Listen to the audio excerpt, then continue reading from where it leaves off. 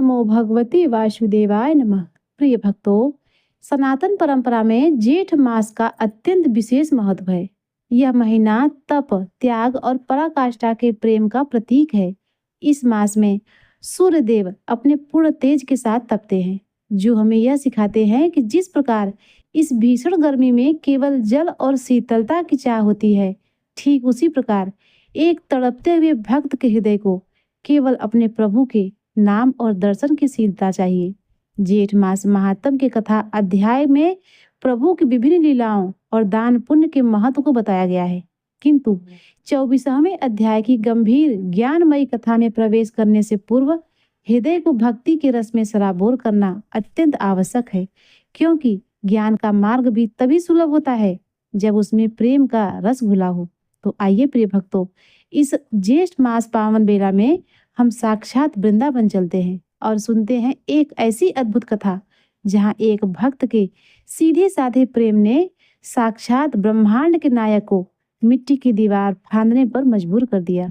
वृंदावन की पावन धरा, जहां की हर गुंज गली और कण कण में साक्षात श्री राधा कृष्ण की लीलाएं सांस लेती है। इसी दिव्य नगरी में अंतर्वेद क्षेत्र के आकर बसे थे श्री गोविंद स्वामी जी। गोविंद स्वामी जी अष्टछाप के सुप्रसिद्ध कवि और श्री विठल नाथ गोसाई जी के परम कृपा पात्र शिष्य थे।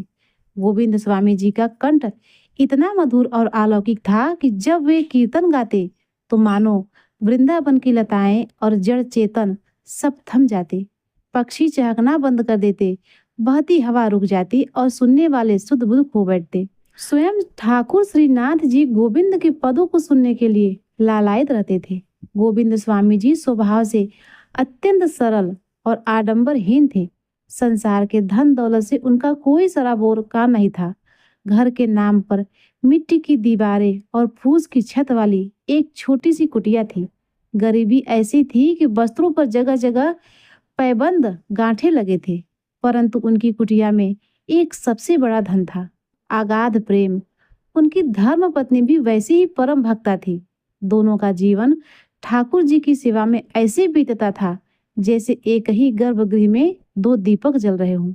घर में जो कुछ भी रूखा सूखा बनता, वे पहले अपने लाला श्रीनाथ जी को भोग लगाते, फिर प्रसाद पाते। मन में कभी कोई शिकायत नहीं, बस एक ही भाव, जो कुछ है सब लाला का कृपा है। एक शाम गोविंद स्वामी जी मंदिर में अपनी मधुर आवाज में पद गाकर अपनी कुटिया लौटे। उधर कुटिया में उनकी पत्नी ने बड़े ही प्रेम और चाव से गर्मा गर्म मालपुए बनाए थे। उन मालपुए में घी और भूरे की ऐसी सौंधी सुगंध थी जो केवल प्रेम से बनाई गई चीजों में ही आ सकती है। दोनों दंपत्ति ने आंखें मूंद कर हाथ जोड़े और अपने लाला को मानसिक भोग लगाया, परंतु उधर मंदिर में तो श्री लालधर कुछ और ही कौतूहल कर रहे थे। मालपुए की वह दिव्य सुगंध हवा के झोंकों के साथ तैरती हुई मंदिर के गर्भगृह में श्रीनाथ जी के पास जा पहुंची। विश्राम का समय हो चुका था, पर ठाकुर जी को आज नींद न कहाँ। मालपुए की खुशबू ने उन्हें व्याकुल कर दिया। जैसे कोई छोटा बालक रात के सन्नाटे में रसोई की तरफ चोरी छिपे बढ़ता है, वैसे ही साक्षात पूर्ण पुरुषोत्तम भगवान अपनी सैया से चुपचाप उतरे। चारों तरफ झिंगुरों की आवाज आ रही थी और रात के घने अंधेरे में वह दिव्य नीलवर्ण बालक अकेले ही मालपुए की खोज में निकल पड़ा। चलते चलते ठाकुर जी गोविंद स्वामी जी की कुटिया के पास पहुंचे, पर बीच में एक ऊंची मिट्टी की दीवार आ गई। इतनी ऊंची दीवार जिसे लांघना एक छोटे से बालक के लिए असंभव था, पर जहां प्रेम का खिंचाव हो वहां कोई बाधा टिक ही नहीं सकती। ठाकुर जी ने तकनीक भी नहीं सोचा, अपने नन्हे नन्हे हाथों और पैरों से उस मिट्टी की दीवार को पकड़ा, धीरे धीरे ऊपर चढ़े और थम से आंगन में कूद गए। कुटिया का दरवाजा खुला था। ठाकुर जी दबे पांव अंदर घुसे और सीधे मालपुए की थाली के सामने बैठ गए। फिर क्या था, एक मालपुआ उठाया, फिर दूसरा, फिर तीसरा। दोनों गालों में भर भर के ठाकुर जी बड़े चाव से मालपुए उड़ाने लगे। तभी गोविंद स्वामी की पत्नी अंदर आई। उन्होंने देखा कि एक परम सुंदर श्याम वर्ण का बालक उनकी थाली से मालपुए खा रहा है, जिसके गाल फूले हुए हैं। वह अब घबराकर चिल्लाई, गोविंद देखो, यह बालक कौन है जो हमारे मालपुए खा रहा है। गोविंद स्वामी जी दौड़ते हुए आए, पर जैसे ही उनकी दृष्टि उस अलौकिक बालक पर पड़ी, उनका पूरा शरीर कांपने लगा। आंखों से आंसुओं की अविरल धारा बहने लगी। वे पहचान गए कि यह कोई और नहीं, उनके प्राण प्रिय श्रीनाथ जी हैं। गोविंद स्वामी तुरंत जमीन पर साष्टांग दंडवत कर गए। प्रभु ने अपने भक्त के सिर पर हाथ रखा और मंद मंद मुस्कुराते हुए कहा, गोविंद, तेरे इन मालपुए में जो प्रेम का स्वाद है ना, वो मुझे राजमहल के 56 भोग में भी नहीं निकल मिलता। तेरे प्रेम की ताकत ने इस मंदिर की और कुटिया की दीवार तो तोड़ दिया। इसी प्रेम ने मुझे खींच लिया। उस रात भगवान और भक्त एक ही थाली में बैठकर मालपुए खाते रहे। पत्नी प्रेम से परोसती रही। न कोई सिंहासन था, न कोई ऐश्वर्य, बस प्रेम का साम्राज्य था। जब विदा होने का समय आया तो गोविंद जी ने रोते हुए कहा, प्रभु, कल फिर आओगे ना? ठाकुर जी ने मुस्कुराकर हाथ हिलाया और अंधेरे में ओझल हो गए। अगली सुबह जब मंदिर के सेवाधिकारियों ने श्रीनाथ जी के पट खोले तो वे दंग रह गए। ठाकुर जी अंधेरे पर मालपुए के अंश और चाशनी की बूंदें चमक रही थी। यह बात पूरे वृंदावन में आग की तरह फैल गई कि साक्षात प्रभु गोविंद स्वामी के घर मालपुए खाने जाते हैं। अब यह ठाकुर जी का नित्य नियम बन गया। हर रात, चाहे जैसी भी परिस्थिति हो, ठाकुर जी दीवार लांग कर आते। एक रात जेठ के महीने में ही अचानक मौसम बदला और मूसलाधार बारिश होने लगी। बिजली कड़क रही थी। गोविंद स्वामी कुटिया के द्वार पर खड़े होकर रो रहे थे। इस तूफान में मेरा लाला कैसे आएगा? तभी अंधेरे में दीवार के ऊपर एक छोटा सा भीगा हुआ कांपता हुआ हाथ दिखा। ठाकुर जी उस गीली फिसलती हुई मिट्टी की दीवार पर चढ़कर बारिश में भीगते हुए अपने भक्त के लिए चले आए थे। गोविंद स्वामी नंगे पैर भागे, प्रभु को गोद में उठाया, वस्त्र से उनका शरीर पोंछा और अपने हाथों से गरम गरम मालपुए खिलाए। तब श्रीनाथ जी ने कहा था, गोविंद, तू चिंता मत कर। तेरे प्रेम के मालपुए के लिए मैं कोई भी दीवार चढ़ सकता हूँ, किसी भी तूफान से लड़ सकता हूँ। भगवान को सोना चांदी नहीं, बस सच्चा भाव चाहिए। सुबह मंदिर से लेकर गोविंद स्वामी की कुटिया तक जमीन पर ठाकुर जी के सुनहरे चरण चिन्ह बन गए थे और उस मिट्टी की दीवार पर ठाकुर जी के नन्हे हाथों पैरों के जो निशान छपे, वहां से बाद में गेंदे के दिव्य फूल उगाए। बोलिए श्रीनाथ जी प्रभु की जय, श्री राधा रमण लाल की जय। अब सुनिए आज का महात्मा। मुनि कहते हैं, इस जगत की सृष्टि करके ब्रह्मा जी ने पूर्व कल्पों के अनुसार वर्ण आश्रम, समुद्र, पर्वत और द्वीपों का विभाग किया। देवता, दैत्य तथा सर्प आदि के रूप और स्थान भी पहले की तरह ही बनाए। ब्रह्मा जी के मरीचि नाम से विख्यात जो पुत्र थे, उनके पुत्र कश्यप हुए। उनकी 13 पत्नियां हुई। वे सब की सब प्रजापति दक्ष की कन्याएं थी। उनसे देवता, दैत्य और नाग आदि बहुत से पुत्र उत्पन्न हुए। माता अदिति ने त्रिभुवन के स्वामी देवताओं को जन्म दिया। दिति ने दैत्यों को तथा दनु ने महापराक्रमी और भयानक दानवों को उत्पन्न किया। विनता से गरुड़ और अरुण से ये दोनों पुत्र हुए। खसा के पुत्र यक्ष और राक्षस हुए। कद्रु के नागों को और मुनि के ने गंधर्वों को जन्म दिया। क्रोधा ने कुल्याएं तथा अरिष्टा से अप्सराएं उत्पन्न हुई। ईरा ने ऐरावत हाथी आदि हाथियों को उत्पन्न किया। ताम्रा के गर्भ से शनि और कन्याएं पैदा हुई। उन्हीं के पुत्र स्नेह अर्थात बाज, भास और सुक आदि पक्षी हुए। ईला से वृक्ष तथा प्रधा से जल जंतु उत्पन्न हुए। कश्यप मुनि ने अदिति के गर्भ से जो संतानें हुई, उनके पुत्र पौत्र दाहित्र तथा उनके भी पुत्रों से यह सारा संसार व्याप्त है। कश्यप जी के पुत्रों में देवता प्रधान है। इनमें कुछ तो सात्विक है और कुछ राजस है और कुछ तामस है। ब्रह्म वेत्ताओं में श्रेष्ठ परम श्रेष्ठी प्रजापति ब्रह्मा जी ने देवताओं को यज्ञ भाग का भोक्ता तथा त्रिभुवन का स्वामी बनाया, परंतु उनके सौतेले भाई दैत्यों, दानवों और राक्षसों ने एक साथ मिलकर उन्हें ही कष्ट पहुंचाना आरंभ कर दिया। इस कारण 1000 दिव्य वर्षों तक उनमें बड़ा भयंकर युद्ध हुआ। अंत में देवता पराजित हुए और बलवान दैत्यों तथा दानवों को विजय प्राप्त हुई। अपने पुत्रों को दैत्यों, दानवों और पराजित त्रिभुवन के राज्याधिकारी से वंचित तथा उनका यज्ञ भाग छीन लिया गया। यह देखकर माता अदिति अत्यंत शोक से पीड़ित हो गई। फिर उन्होंने भगवान सूर्य की आराधना के लिए महान प्रयास आरंभ कर दिया।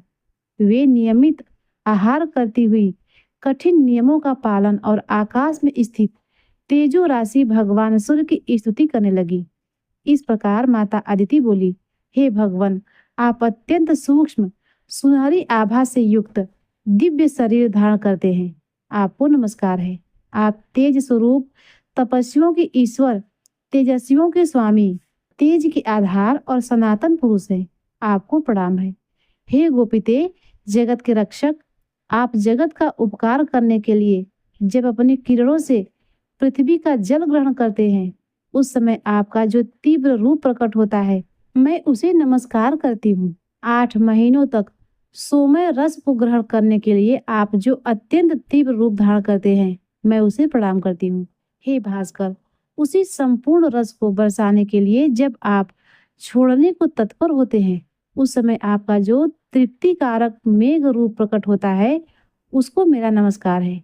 इस प्रकार जल की वर्षा से उत्पन्न हुए सभी प्रकार के अन्यों को पकाने के लिए आप जो भास्कर रूप धारण करते हैं, उसे मैं प्रणाम करती हूँ। हे तरणी, धान की वृद्धि के लिए जो आप पाला गिराने आदि के कारण अत्यंत शीतल रूप धारण करते हैं, उसको मेरा नमस्कार है। हे सूर्यदेव, वसंत ऋतु में जो आपका सौम्य रूप प्रकट होता है, जिसमें न अधिक गर्मी होती है न अधिक सर्दी, उसे मेरा नमस्कार है। जो संपूर्ण देवताओं तथा पितरों को तृप्त करने वाला और अनाज को पकाने वाला है, आपके उस रूप को नमस्कार हूँ। जो लताओं और वृक्षों का एकमात्र जीवन दाता तथा अमृतमय है, जिसे देवता और पितर पान करते हैं, आपके उस सोम रूप को नमस्कार है। आपका यह विश्वमय स्वरूप ताप और तृप्ति प्रदान करने वाले अग्नि और सोम के द्वारा व्याप्त है। आपको नमस्कार है। हे विभावसो, आपका जो रूप ऋक, यजु और साम के तेजों की एकता से इस संपूर्ण विश्व को तपाता है, तथा जो वेद त्रयी स्वरूप है, उसको मेरा नमस्कार है। तथा जो उससे भी उत्कृष्ट रूप है, जिसे ओम कहकर पुकारा जाता है, जो स्थूल, अनंत और निर्मल है, उस सदात्मा को नमस्कार है। इस प्रकार देवी अदिति नियम पूर्वक रहकर दिन रात सूर्य देव की स्तुति करने लगी। उनकी आराधना की इच्छा से वे प्रतिदिन निराहार ही रहती थी। इसके बाद बहुत सारा समय बीतने पर भगवान सूर्य ने दक्ष कन्या अदिति को आकाश में प्रत्यक्ष दर्शन दिया। देवी अदिति ने देखा कि आकाश से पृथ्वी तक तेज का एक महान पुंज स्थित है। प्रज्वलित ज्वालाओं के कारण उसकी ओर देखना कठिन हो रहा था। उन्हें देखकर देवी अदिति को बड़ा भय हुआ। फिर वे बोली, हे गोपिते, आप मुझ पर प्रसन्न हो। मैं पहले आकाश में आपको जिस प्रकार देखती थी, वैसे आज भी देख पा रही हूँ। इस समय यहाँ भूतल पर मुझे केवल तेज का ही समुदाय दिखाई दे रहा है। हे दिवाकर, मुझ पर कृपा कीजिए, जिससे आपके रूप का दर्शन मैं कर सकूं। हे भक्त वत्सल प्रभु, मैं तो आपकी भक्त हूँ। आप मेरे पुत्रों की रक्षा कीजिए। आप ही ब्रह्मा होकर इस संपूर्ण विश्व की सृष्टि करते हैं। आप ही पालन करने के लिए तत्पर होकर सदा इसकी रक्षा करते हैं, और अंत में सब कुछ आप में ही लीन हो जाता है। संपूर्ण लोकों में आपके सिवा दूसरी कोई गति नहीं है। आप ही ब्रह्मा, विष्णु, शिव, इंद्र, कुबेर, यम, वरुण, वायु, चंद्रमा, अग्नि, आकाश, पर्वत और समुद्र हैं। आपका तेज सबकी आत्मा है। आपकी क्या स्तुति की जाए प्रभु। हे यज्ञेश्वर, प्रतिदिन अपने कर्म में लगे हुए ब्राह्मण तरह तरह के पदों से आपकी स्तुति करते हुए यजन किया करते हैं। जिन्होंने अपने मन को अपने वश में कर लिया है, वे योगनिष्ठ पुरुष योग मार्ग से आपका ही ध्यान करते हुए परम पद को प्राप्त होते हैं। आप विश्व को ताप देते हैं, उसे पकाते हैं, उसकी रक्षा करते हैं और उसे भस्म कर डालते हैं।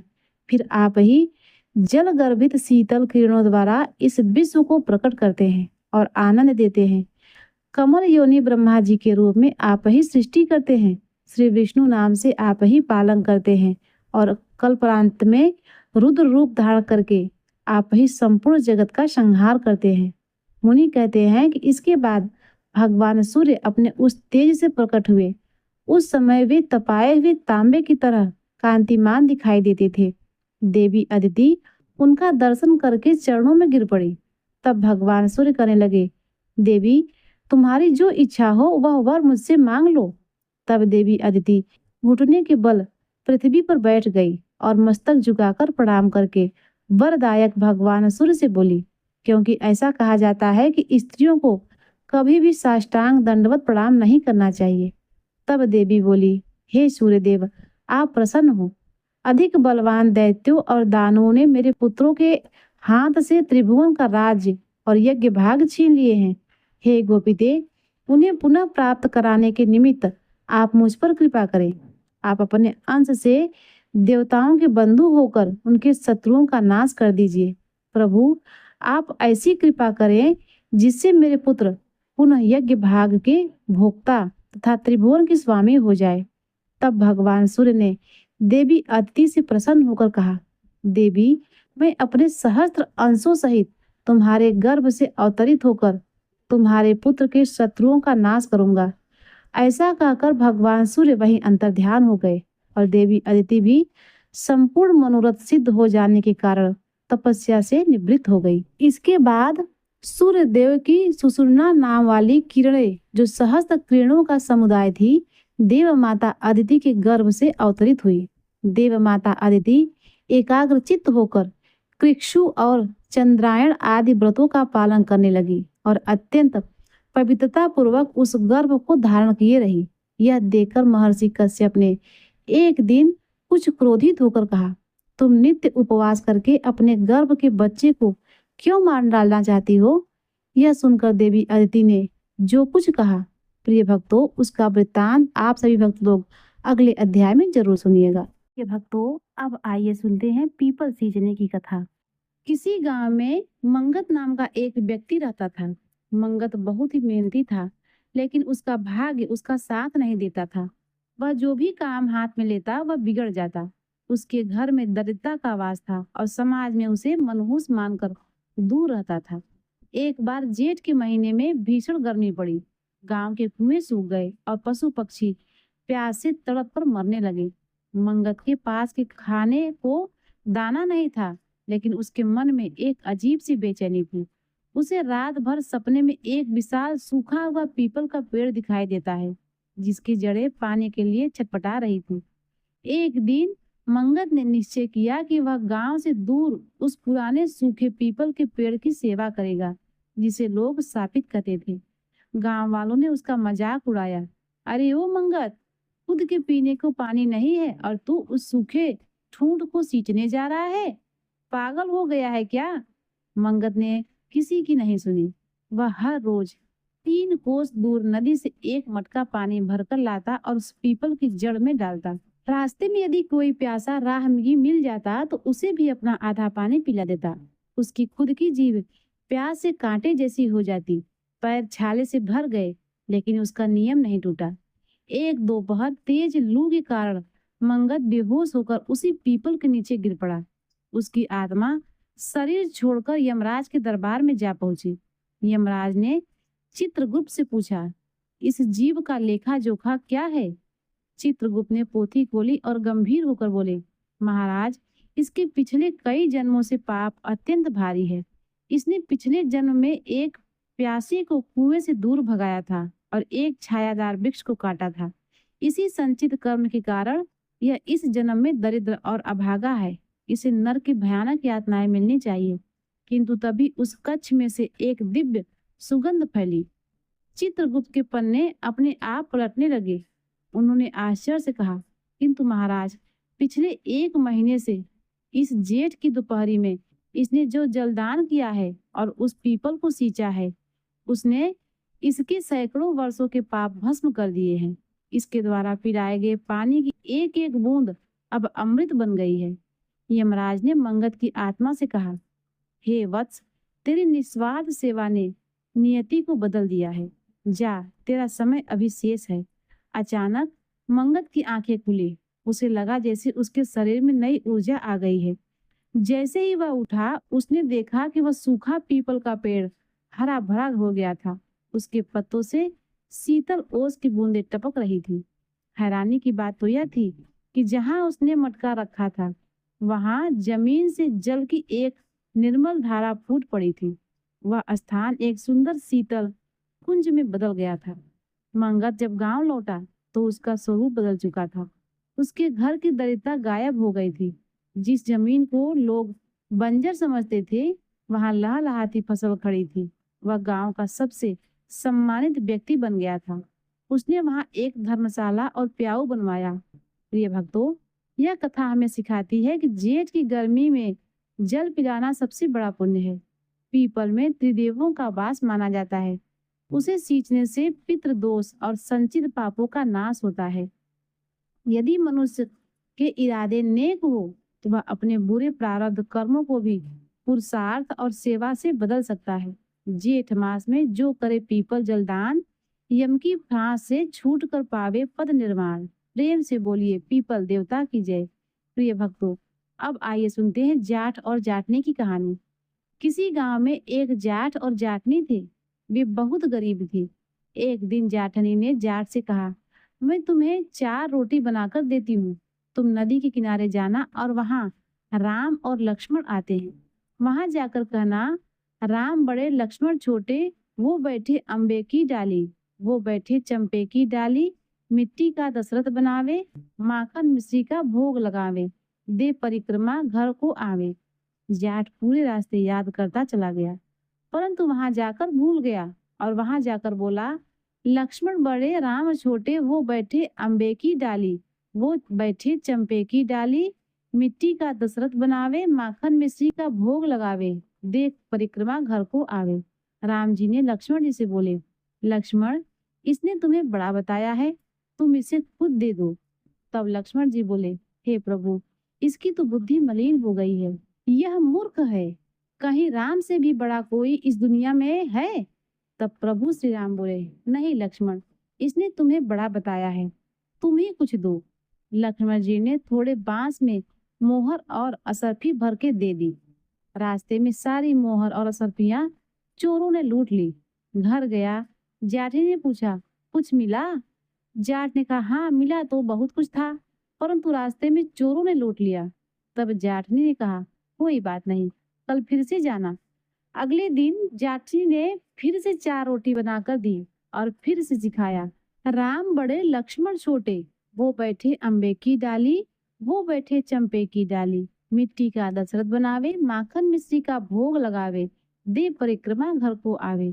जाट पूरे रास्ते याद करता हुआ गया, लेकिन वहां जाकर फिर से भूल गया और वह फिर से बोला, लक्ष्मण बड़े राम छोटे, वो बैठे अम्बे की डाली, वो बैठे चंपे की डाली, मिट्टी का दशरथ बनावे, माखन मिश्री का भोग लगावे, दे परिक्रमा घर को आवे। राम बोले, हे लक्ष्मण, इसने आज भी तुम्हें ही बड़ा बताया, तुम कुछ दे दो। लक्ष्मण बोले, हे प्रभु, इसकी तो बुद्धि मलिन है, यह मूर्ख है। क्या इसे नहीं पता कि राम से बड़ा इस दुनिया में कोई नहीं है? लेकिन प्रभु श्री राम ने कहा, नहीं, इसने तुम्हें बड़ा बताया, इसलिए तुम ही कुछ दो। तब लक्ष्मण जी ने सोने की ईंट दे दी। वह फिर से घर जाने लगा तो रास्ते में उसे चोरों ने फिर लूट लिया। घर जाकर जाटनी ने पूछा, कुछ मिला? तो जाट बोला, मिला तो था, रास्ते में चोरों ने लूट लिया। तब जाटनी ने पूछा, तुम क्या कहा था? जाट बोला, मैंने तो ऐसे ही कहा था कि लक्ष्मण बड़े राम छोटे, वो बैठे अम्बे की डाली, वो बैठे चंपे की डाली, मिट्टी का दशरथ बनावे, माखन मिश्री का भोग लगावे, दे परिक्रमा घर को आवे। तो जाटनी बोली, तुम तो बहुत भोले हो, कहीं भगवान राम से बड़ा कोई है? तुम कल फिर से जाना, लेकिन अब की बार सही सही बोलना। अगले दिन जाट वापस गया और उस दिन बिल्कुल सही बोला, राम बड़े लक्ष्मण छोटे, वो बैठे अम्बे की डाली, वो बैठे चंपे की डाली, मिट्टी का दशरथ बनावे, माखन मिश्री का भोग लगावे, देख परिक्रमा घर को आवे। लक्ष्मण बोले, हे प्रभु, आज इसको अकल आ गई है, आज तो इसे कुछ दे ही दो। तब प्रभु श्री राम मुस्कुराते हुए आए और बोले, अरे भाई, मेरे पास क्या है? यह मिट्टी है, इसे ले जा। और राम ने अपने हाथ से थोड़ी सी मिट्टी की डली दे दी। अब जाट बड़बड़ाकर कहने लगा, आज तो जाटनी ने बड़ी उल्टी सीख दी। रोज तो सोना चांदी मिला करता था और आज यह मिट्टी की डली मिली है। लेकिन ठीक है, जो भी मिला है। और वह मिट्टी लेकर घर की ओर गया। बीच रास्ते में फिर से चोर मिले, लेकिन उन्होंने मिट्टी देखकर कुछ नहीं कहा। घर गया तो जाटनी बोली, कुछ मिला? तो जाट बोला, हाँ, तेरी उल्टी सीख के कारण आज मिट्टी की डली मिली है। जाटनी बोली, कोई बात नहीं, आज कुछ तो लेकर घर आए हो ना। रोज तो तुम खुद खाली हाथ घर आते थे। यह मिट्टी कुछ ना कुछ काम तो जरूर आएगी। चूल्हा लीप लेंगे, आंगन लीप लेंगे। और उस मिट्टी को तुलसी के पौधों के नीचे रख कर सो गए। सुबह उठकर देखा तो तुलसी के नीचे हीरे मोती जगमगा रहे हैं। ऐसे हैं भगवान राम, जो मिट्टी को भी सोना कर दे। जैसे भगवान राम ने उनका दरिद्रता दूर किया, ऐसा सबका करे। कहानी कहने वाले, सुनने वाले और हुंकार भरने वाले सभी की दरिद्रता दूर करे। तो प्रेम से बोलो, प्रभु श्री राम लक्ष्मण की जय। आइए प्रिय भक्तों, अब सत्य भगवान की कथा सुनते हैं। एक दादी थी, वह रोजाना सत्य भगवान की कहानी कहती थी। एक दिन पोती ने पूछा कि दादी, आप क्या कह रहे हो? तो दादी ने कहा, बेटी, मैं सत्य भगवान की कहानी सुना रही हूँ। पोती ने कहा कि मैं भी आपके साथ कहानी सुना करूंगी। अब रोजाना दादी पोती बैठकर कहानी सुन लेती। दादी एक लोटा पानी का भरकर उसमें फूल रखती और कहानी कहती, और पोती हुंकार भर लेती। कहानी सुनने के बाद लोटे के जल से सूर्य भगवान को अर्घ लगा देती। कुछ समय के बाद पोती की शादी हुई तो पोती विदा होने लगी। दादी ने कहा कि बेटा, और कुछ तो मेरे पास तुम्हें देने के लिए है नहीं। तुम एक लोटा पानी व 2-4 फूल डालकर ले जाओ। रोजाना सत्य भगवान की कहानी सुन लेना, यह नियम मत तोड़ना। अब पोती विदा हो गई। रास्ते में पोती यह सोचती हुई गई कि हे सत्य भगवान, मेरे को ससुराल में सब कुछ पूछेंगे कि पीहर से क्या लाई हो, तो मैं क्या बताऊंगी? घर में माँ तो है नहीं, बूढ़ी दादी है और उन्होंने कुछ दिया नहीं। अब मैं क्या करूं? वह सत्य भगवान से प्रार्थना करने लगी। तब सत्य भगवान ने सोचा कि मुझे इसका कष्ट दूर करना ही चाहिए। अब चलते चलते पोती को रास्ते में ही दिन निकल आया। तो उसने डोली को रुकवाया और रास्ते में नदी पर नहा धोकर 4 फूल लिए और लोटा पानी का लेकर कहानी सुनी। तो सत्य भगवान की कृपा से उसके हीरे मोतियों के गहने हो गए, जरी की बेशकीमती साड़ी हो गई, गाड़ी में गहनों और कपड़ों के बक्से भर गए, खूब सोना चांदी हो गया। जब ससुराल पहुंची तो रंझुन करती ससुर जी के पांव छूने गई। ससुर जी ने बहू को देखा, वह बहुत खुश हुए। ससुर जी ने सोचा, बहू तो बहुत बड़े घर से आई है, देखने में तो गरीब लग रहे थे। बहू के ससुराल वालों ने सभी ने देखा कि बहू तो बहुत सारा धन लाई है। इधर ससुराल वाले बहुत गरीब थे। सास ने मूंग चावल बनाए थे, वह भी पड़ोस से उधार लेकर आई थी। यह सुनकर बहू को बहुत तकलीफ हुआ और रात को सत्य भगवान से प्रार्थना करने लगी कि भगवान, यहाँ तो खाने को भी नहीं है। भगवान सपने में आए और कहा, तुम सुबह कहानी सुनकर उसी लोटे से रसोई बनाना, वो भंडारा भर जाएगा। बहू सुबह जल्दी उठी और नहा धोकर पानी का लोटा लेकर कहानी सुनी और रसोई बनाने चली गई। कहानी के लोटे से ही रसोई बनाने लगी तो अपने आप 36 तरह के व्यंजन बन गए। अब सास ससुर उठे तो देखा घर में पूरा काम हो गया है। बहू ने पूरा काम कर लिया है। अब रसोई में जाकर सासू ने देखा तो खाना तैयार है। वह बहू से बोली, बहू, यह चमत्कार कैसे हो गया? घर में इतना सारा धन आ गया और रसोई में बहुत प्रकार के व्यंजन कैसे बन गए? तब बहू ने सासू जी को प्रणाम किया और कहा, माँ, सत्य भगवान की कहानी सुनी और मैंने रसोई बनाई तो अपने आप सब कुछ बन गया। सासू जी बहुत खुश हुई कि कितनी अच्छी बहू मेरे घर में आई है। सासू जी ने कहा, बहू, तुम भोजन कर लो। तब बहू ने कहा, नहीं माँ, पहले ससुर जी को जिमाओ, फिर आप खाओ, फिर पति देव को खिलाकर फिर मैं खाऊंगी। यह बात सुनकर सासू जी और खुश हुई और बहू से कहा, कल से पूरा परिवार सत्य भगवान की कहानी सुनने के बाद ही भोजन करेगा। दूसरे दिन सब ने एक साथ बैठकर कहानी सुनी तो घर में अन्न धन के भंडारे भर गए। सब बहुत खुश हुए। अब बहू ने कहा कि सासू माँ, सबको प्रसाद बांट दो। सासू जी अड़ोस पड़ोस में सत्य भगवान का प्रसाद बांटने गई तो पड़ोसन ने कहा, कल तो तुम मूंग चावल उधार लेने आई थी और आज तुम खूब प्रसाद बांट रही हो। तुम्हारे इतने जल्दी इतना सारा धन कहाँ से आया? तब सासू ने कहा कि हमारी बहू खूब धन लक्ष्मी लेकर आई है। सत्य भगवान ने हमारे घर में खूब भंडारे भर दिए हैं। हे सत्य भगवान, जैसे साहूकार की बहू के खूब अन्न धन के भंडारे भरे, वैसे हमारे भी भरना। कहानी कहने वाले, हुंकार भरने वाले और पूरे परिवार की रक्षा करना। प्रेम से बोलिए सत्य भगवान की जय। प्रिय भक्तों, अब आइए सुनते हैं पीपल सींचने की कहानी। अगर आपको यह कहानी पसंद आए तो कमेंट बॉक्स में पीपल देव की जय अवश्य लिखिएगा। किसी गांव में 3 भाई रहते थे। तीनों भाई की शादी हो चुकी थी। दोनों बड़े भाई ही चालाक थे, लेकिन उनमें से सबसे छोटा भाई बहुत ही सीधा साधा था। बड़े भाई सारा खेती का काम अपने छोटे भाई से ही कराते थे और खुद कुछ भी नहीं करते थे, और जब अनाज हो जाता तो वह बराबर हिस्सा ले लेते थे। इसी तरह घर में दोनों जेठानी घर का सारा काम छोटी बहू से कराती और खुद कुछ भी नहीं करती थी। छोटी बहू घर का सारा काम करती, सबके लिए खाना पीना बनाती, लेकिन किसी से कुछ नहीं करती। छोटी बहू बहुत ही धार्मिक थी। वह रोज पूजा पाठ करती। एक बार की बात है, एक बूढ़ी औरत उनके घर आई और उनसे कहा कि मुझे बहुत भूख लगी है, कुछ खाने को दे दो।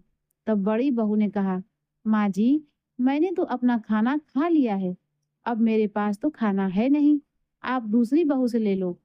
फिर बूढ़ी माँ दूसरी बहू के पास गई और दूसरी बहू ने कहा, बेटी, मुझे बहुत भूख लगी है, कुछ खाने को दे दो। तब दूसरी बहू ने कहा, माँ जी, मैंने तो अपना सारा खाना अभी अभी खाया है, अब खाना तो है नहीं, आप छोटी बहू से खाना ले लो। तब बूढ़ी माँ छोटी बहू के पास गई और छोटी बहू से खाना मांगा। तब छोटी बहू ने कहा, माँ जी, आप यहाँ बैठिए, मैंने अभी खाना नहीं खाया है, मैं अपना खाना आपको देती हूँ, आप खा लीजिए। बूढ़ी माँ ने खाना खा लिया और वह बहुत खुश हुई। फिर बूढ़ी माँ ने छोटी बहू से कहा, बेटी, कल से जेठ का महीना शुरू हो रहा है, तो तुम कल से पीपल सींचो, प्यासों को पानी पिलाओ, तो तुम्हें पूर्णिमा तक इस पुण्य का फल मिल जाएगा। यह सारी बातें दोनों बड़ी बहुएं भी सुन रही थी। दोनों बहुएं उन बूढ़ी माँ के पास आई और बोली, हे बूढ़ी माँ, हमें भी अमीर होने का कोई उपाय बताइए। तब बूढ़ी माँ ने कहा, बहुओं, ये सबके लिए है। अगर तुम भी जेठ माह में पीपल सींचोगी और जल दान करोगी तो तुम्हें भी पूर्णिमा तक इस पुण्य का फल मिल जाएगा। अब छोटी बहू के साथ साथ दोनों बड़ी बहुएं भी नित्य नियम लेने को तैयार हो गई। दूसरे दिन सुबह तीनों बहुएं नहा धोकर पीपल सींचने गई। बड़ी बहू ने पीपल सींचा तो जो प्यासा मिला उसे पानी पिला दिया और जो पानी बचा उसे वहीं फैलाकर घर आ गई। दूसरी बहू ने पीपल सींचा और आने जाने वालों से कहा, जिसे प्यास लगी हो खुद पानी पी लो, मैं तो बहुत थक गई हूँ। फिर बचे हुए पानी को खुद पी लेती है और जो बचता है वहीं फैलाकर चली गई। छोटी बहू ने पीपल सींचा और पीपल सींचने के बाद वहीं बैठ गई, भजन कीर्तन किया, कथा कहानी सुनी और जो भी प्यासा आता उसे प्यार से खुशी खुशी पानी पिलाया। जब पूरा पानी खत्म हो जाता तभी वह घर आती। इसी तरह पूरा जेठ का महीना बीत गया। ज्येष्ठ पूर्णिमा की अगली सुबह तीनों बहुओं ने अपना अपना घड़ा देखा तो बड़ी बहू ने घड़े में 1-2 सोने के मोहरे थे और दूसरी बहू का भगड़ा बिल्कुल खाली था, उसमें कुछ भी नहीं था। लेकिन छोटी बहू का घड़ा सोने के सिक्कों से भरा हुआ था। तब उन दोनों बड़ी बहुओं ने कहा, हे भगवान, यह आपकी कैसी माया है? हम तीनों ने जब नित्य नियम बराबर किया तो आपने धन देने में बराबरी क्यों नहीं की? हमें कुछ नहीं दिया और छोटी बहू का घड़ा सोने से सिक्कों से भर दिया। तब जेठ माँ के देवता प्रकट हुए और कहा, बड़ी बहू, तुमने जो दान किया यह उसी का फल है। और दूसरी बहू, तुमने तो हर प्यासे से यही कहा कि मैं थक गई हूँ, खुद पानी ले लो और पी लो, तो तुमने तो कोई दान किया नहीं, इसीलिए तुम्हें दान का कोई फल नहीं मिला और तुम्हारा घड़ा खाली है। लेकिन छोटी बहू ने बड़े प्रेम भाव से प्यासे को पानी पिलाया, जब तक इसका घड़ा खाली नहीं हो जाता तब तक लोगों को पानी पिलाती थी और भगवान के भजन करती रहती थी। इसीलिए इसके पुण्य का फल तुमसे ज्यादा है। तीनों बहुएं भगवान के पैरों में गिर पड़ी और दोनों बड़ी बहुओं ने भगवान से माफी मांगी। दोनों बड़ी बहुओं के पश्चाताप के आंसू देकर भगवान को उन पर दया आ गई और भगवान जी ने उन्हें माफ कर दिया और उनके घड़े भी सोने की मोहरों से भर दिया।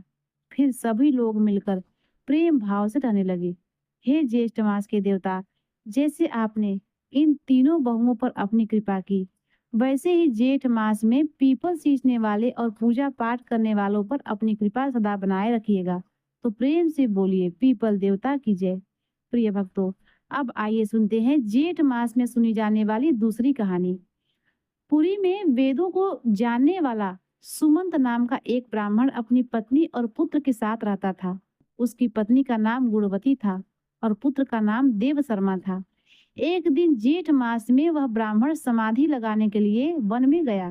कुछ समय भगवान का ध्यान लगाकर वह ब्राह्मण वहां एक सरोवर का जल पीकर सरोवर के नजदीक एक वृक्ष की छाया में सो गया। अब जो भी जीव जंतु सरोवर में पानी पीने के लिए आते वह उस ब्राह्मण को देखकर डर जाते और वहां से भाग जाते। जेठ माह की गर्मी को सहन न कर पाने के और प्यास से कुछ नन्हे जीव जंतु मृत्यु को प्राप्त हो गए। सूर्य देव के अस्त होने पर वह ब्राह्मण अपने घर को लौट गया, लेकिन अनजाने में हुआ यह पाप उसके साथ रह गया। कुछ समय बाद ब्राह्मण अस्वस्थ हो गया और उसकी मृत्यु हो गई। तब उसकी पत्नी, पुत्र और घर का त्याग करके उसके साथ सती हो गई। जेठ मास में अज्ञात पाप के दोषों से नरक की यातनाओं को भोग कर दोनों ब्राह्मण और ब्राह्मणी पपीहे की योनि में पड़ गए और अपने पुत्र के घर के समीप एक वृक्ष पर रहने लगे। वहां रहते हुए पपीहा अपने पूर्व जन्मों के कर्मों को याद कर जोर जोर से रोने लगा।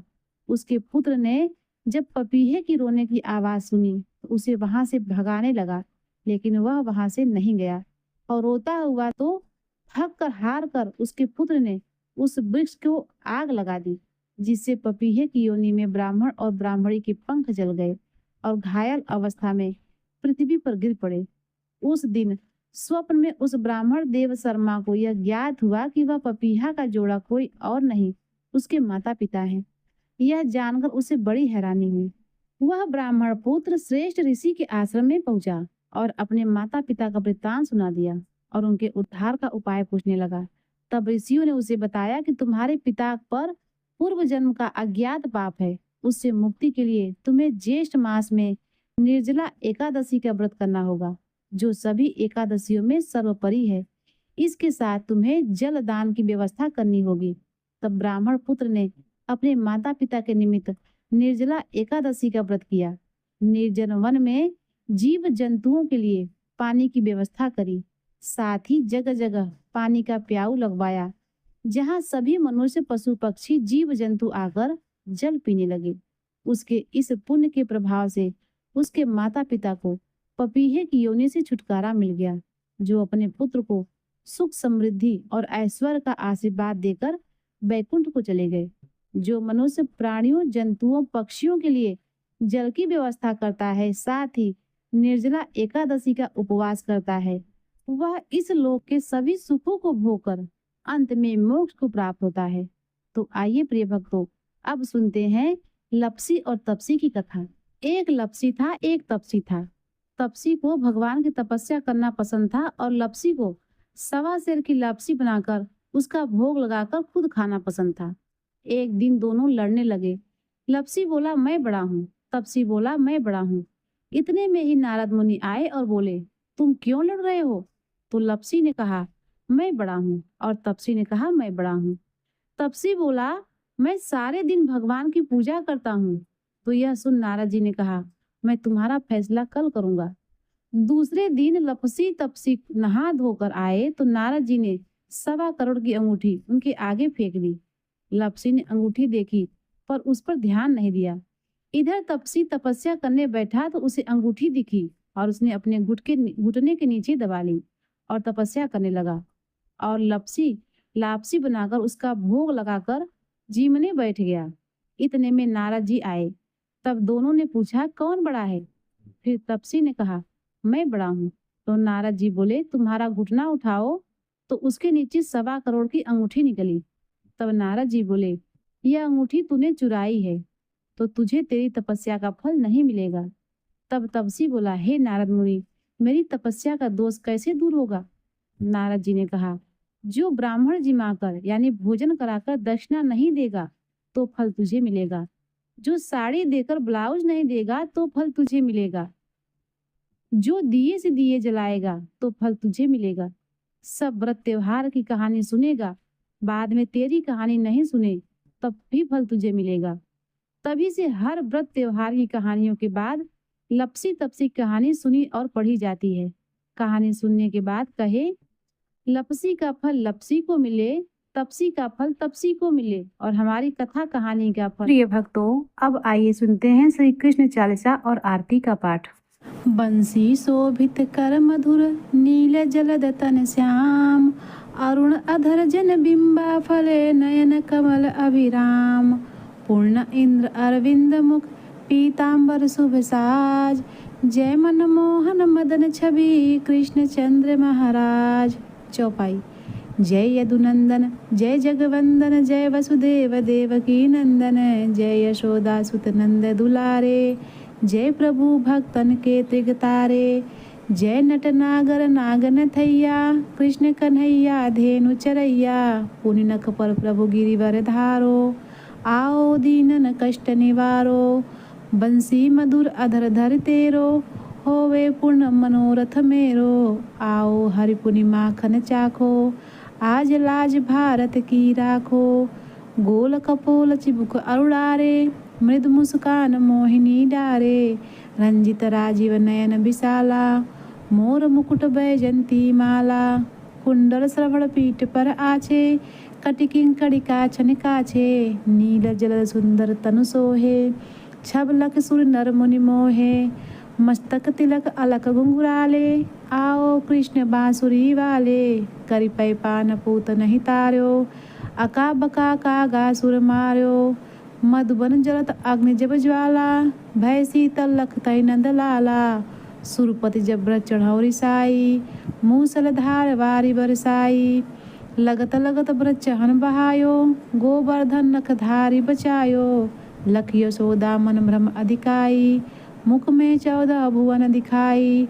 दुष्ट कंस अधि उत्तम मचायो, कोटि कमल जब फूल मंगायो। नाथिका लही तब तुबलीन है, चरण चिन्ह दय निर्भय कीन है।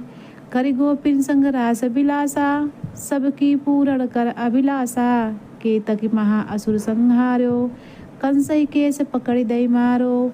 माता पिता की बंदी छुड़ाई, उग्रसेन कह राज दिलाई। महिषे मृतक छयो सुत लायो, मातुदेव की शोक मिटायो। भौमासुर मुर दैत्य संहारी, लाए खड्ग सहस कुमारी। दय भीम मतिर चीर सहारा, जरा सिंधु राक्षस कह मारा। असुर बकासुर आदि को मार्यो, भक्तन के तब कष्ट निवार्यो। दीन सुदामा के दुख टार्यो, तंदुल 3 मुख मुठ डार्यो। प्रेमक साग विदुर घर मांगे, दुर्योधन घर मेवा त्यागे। लखि प्रेम की महिमा भारी, ऐसे श्याम दीन हितकारी। भारत के पारथ तहाँ के, लिए चक्र नहीं बलता के। निज गीता के ज्ञान सुनावे, भक्तन हृदय सुधा बरसावे। मीरा थी ऐसी मतवाली, विष पी गई बजा कर ताली। राना भेजा सांप पिटारी, सालिक राम बने बनवारी। निज माया तुम विदहि दिखायो, उड़ते संशय सकल मिटायो। तब सत निंदा करी तत्काला, जीवन मुक्त भयो शिशुपाला। जबै द्रौपदी टेर लगाई, दीनानाथ लाज अब जाई। तुरत ही बसन बने नंद लाला, बढ़े चीर भय अरिमुह काला। असनाथ के नाथ कन्हैया, डूबत भवर बचावत नैया। सुंदर दास आस उरधारी, दया दृष्टि की जय बनवारी। नाथ सकल मम कुमत निवारो, क्षमहु बेग अपराध हमारो। खोलो पट अब दर्शन दीजो, बोलो कृष्ण कन्हैया की जय। दोहा। यह चालीसा कृष्ण का पाठ करे उरधारी, अष्ट सिद्धि नवनिधि फल लहे पदार्थ चार। प्रिय भक्तों, अब आइए सुनते हैं कृष्ण भगवान की आरती का पाठ। आरती कुंज बिहारी की, श्री गिरधर कृष्ण मुरारी की। आरती कुंज बिहारी की, श्री गिरधर कृष्ण मुरारी की। गले में बैजंती माला, बजावे मुरली मधुर बाला। श्रवण में कुंडल छल काला, नंद के आनंद नंद लाला। गगन सम अंग कांति काली, राधिका चमक रही आली। भ्रमर सी अलक कस्तूरी तिलक, चंद्र सी छलक ललित छवि श्यामा प्यारी की। श्री गिरधर कृष्ण मुरारी की। आरती कुंज बिहारी की, श्री गिरधर कृष्ण मुरारी की। कनक में मोर मुकुट बिलसे, देवता दर्शन को तरसे। गगन सो सुमन राशि बरसे, बजे मुरचंग मधुर मृदंग। ग्वालनी संग अतुल रति गोप कुमारी की। श्री गिरधर कृष्ण मुरारी की। आरती कुंज बिहारी की, श्री गिरधर कृष्ण मुरारी की। जहाँ ते प्रकट भई गंगा, सकल मन हारिणी श्री गंगा। स्मरन्ते होत मोह भंगा, बसी शिव शीस जटा के बीच। हरै अघ कीच चरण छवि श्री बनवारी की। श्री गिरधर कृष्ण मुरारी की। आरती कुंज बिहारी की, श्री गिरधर कृष्ण मुरारी की। चमकती उज्ज्वल तन रेणु, बज रही वृंदावन वेणु। चहु दिशि गोपी ग्वाल धेनु, हसत मृदु मंद चांदनी चंद। कटत भव फंद टेर सुन दिन दुखियारी की। श्री गिरधर कृष्ण मुरारी की। आरती कुंज बिहारी की, श्री गिरधर कृष्ण मुरारी की। आरती कुंज बिहारी की, श्री गिरधर कृष्ण मुरारी की।